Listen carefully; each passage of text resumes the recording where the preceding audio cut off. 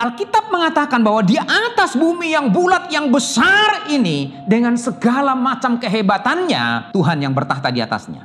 Bahkan semua yang ada di dalam bumi ini Tuhan yang membuat. Dan kalau Tuhan tidak menghendaki ini bertahan, maka Tuhan pun bisa menghancurkannya. Sama seperti tumbuh-tumbuhan dikatakan di sini. Baru saja dia berakar, tumbuh akarnya, tumbuh tunasnya. Tetapi kalau Tuhan menghembuskannya, maka dia akan lenyap. Bahkan di sini dikatakan para pembesar-pembesar menjadi tidak ada, dan yang menjadikan hakim-hakim dunia ini akan sia-sia. Dan kita melihat di sini bagaimana gambaran kehebatan dunia ini, keagungan dunia ini, kehebatan para hakim, kehebatan para pejabat-pejabat. Tetapi ketika Tuhan berbicara kepada mereka, bahkan menghembuskannya, semuanya akan lenyap. Tuhan selalu mengingatkan kita, Tuhan selalu berbicara kepada kita melalui Alkitab, melalui khotbah-khotbah yang disampaikan oleh hamba-hamba Tuhan, melalui peristiwa, melalui orang lain. Tetapi seringkali kita terlalu sibuk dengan kesenangan duniawi kita. Kita terlalu sibuk dengan berkat-berkat yang kita terima. Bahkan mungkin ketika kita sudah mengalami persoalan, pergumulan dalam hidup kita, kita berpikir bahwa Tuhan sudah tidak ada. Bahkan Tuhan sudah tidak mampu lagi memberikan pertolongan kepada kita.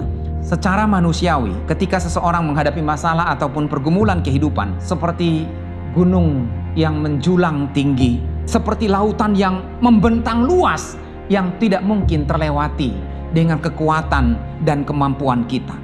Dan kita berpikir, semua sudah berakhir. Semua jalan buntu. Tidak ada lagi pertolongan. Begitu berat beban yang kita tanggung, begitu berat masalah yang kita hadapi. Apakah itu berupa masalah dalam keluarga, apakah itu berupa masalah dalam pekerjaan, apakah itu berupa masalah kesehatan kita. Kita berpikir itu menjadi satu gunung yang tinggi dan lautan yang luas membentang yang tidak akan pernah bisa kita lewati. Tetapi Tuhan itu yang maha kuasa, yang mengendalikan segala sesuatu. Dan di tangan Tuhan berada kendali dari kehidupan kita, dari apapun yang kita rencanakan, bahkan di depan kita. Kalau saat ini Gunung Semeru juga lagi sedang mengeluarkan lava, itu juga berada dalam kendali Tuhan. Kalaupun itu terjadi, itu Tuhan kehendaki. Kalaupun itu mau stop, kalau Tuhan mau stop, akan stop. Dan tidak ada seorang pun yang mampu mengendalikannya. Semua itu berada dalam kendali Tuhan. Dan kadang-kadang manusia mencoba untuk berusaha dengan segala usaha mereka. Bagus, karena memang Tuhan menciptakan kita supaya kita berkreasi, supaya kita tetap dinamis, supaya kita tetap berusaha. Tetapi kita harus ingat bahwa segala sesuatunya di bawah kolong langit ini berada dalam kendali Tuhan. Kalau kita gagal, bukan Tuhan tidak tahu.